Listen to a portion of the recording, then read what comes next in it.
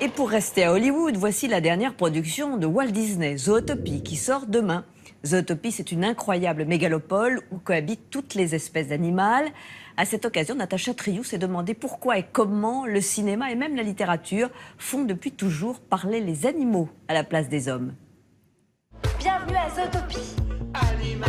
Ils parlent, ils se tiennent sur leurs pattes arrière et portent des costumes 3 pièces, mais quelle mouche a piqué les hommes pour humaniser ainsi les bêtes. Ici le lieutenant McCorn, on a un cambriolage. Sur le coup, lieutenant Hop, je suis à ta poursuite. Le nouveau Disney Zootopie réactive cette longue et vieille tradition populaire de l'anthropomorphisme. Bonjour. Anthropomorphisme. C'est un grand mot. Anthropomorphisme. Marque déposée. Vous êtes prêts à rendre le monde meilleur? Oui, on a cherché la petite bête. Pourquoi la littérature, le dessin animé et la bande dessinée aiment tant à faire parler les animaux? Ouais, on est brouillon, c'est comme ça, on s'excuse pas. Réponse avec les réalisateurs Byron Howard et Rich Moore, l'auteur de l'excellente saga Black Sad, polar animalier Juanjo Guarnido, et le philosophe Charles Pépin. Alors appelons un chat, l'anthropomorphisme, c'est quoi? On projette sur des animaux des formes, des attitudes, des sentiments, des intentions humaines. Attendez, il n'y a que des paresseux?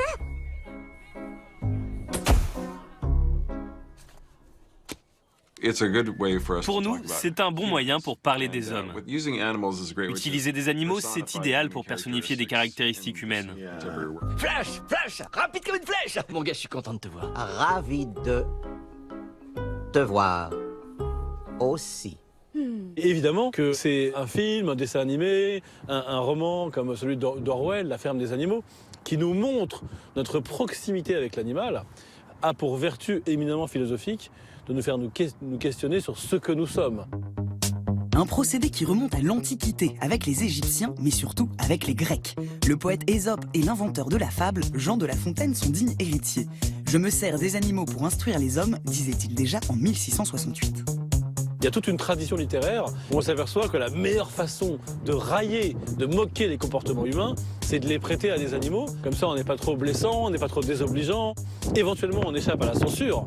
Ou de s'adresser aux enfants. Fondamental dans les contes et la littérature enfantine, les animaux humains le sont aussi dans l'histoire du dessin animé et de la bande dessinée.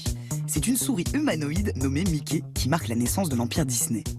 Le dessin animé se nourrit d'un style de dessin qui se développe dans le dessin de presse. Et dans le dessin de presse, l'animalier était quasiment un dessin sur 2, c'est de l'animalier.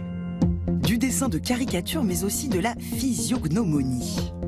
Quand on regarde l'évolution comme ça des espèces, on a parfois l'impression qu'il y a longtemps, on avait une truffe, même si c'est un peu faux dans l'évolutionnisme, et que ça s'est raccourci et que c'est devenu un nez.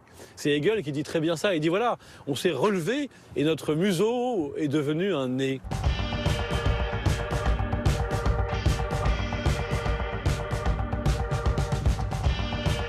Je triche, je transforme, justement, on fait un mix de la physionomie humaine et animale. Black Sad lui-même, c'est un hybride. Il n'a pas un crâne de félin, il a un crâne humain. C'est ça qui le rend crédible, qui le rend humain. En même temps, vous voyez un chat. On essaye quand même de faire avaler des grosses couleuvres aux spectateurs quand on lui propose des animaux debout, habillés avec comme des humains. Le moins qu'on peut faire, c'est essayer de faire en sorte que ça ne jure pas. Mais l'anthropomorphisme en BD n'est pas que pour les enfants. Avec Maus, Art Spiegelman pousse l'analogie animalière pour raconter la Shoah. Des bêtes n'auraient jamais fait Auschwitz, des bêtes n'auraient jamais fait ce que les hommes se sont fait entre eux au Rwanda. Donc il y a une question qui est qu'au fond, nous avons une forme de bestialité qui est non animale, qui est spécifiquement humaine.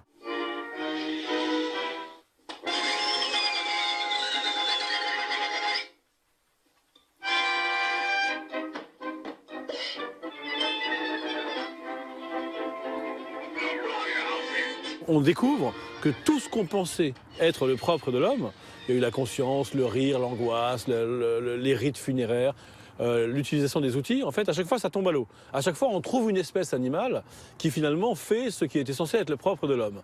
Donc, il y a un vertige métaphysique, et il n'est pas surprenant que le cinéma, la bande dessinée s'en empare, parce que c'est la meilleure façon de faire réfléchir, de faire rire. Quel mot qualifie une chamelle à 3 bosses? Je sais pas. Enceinte.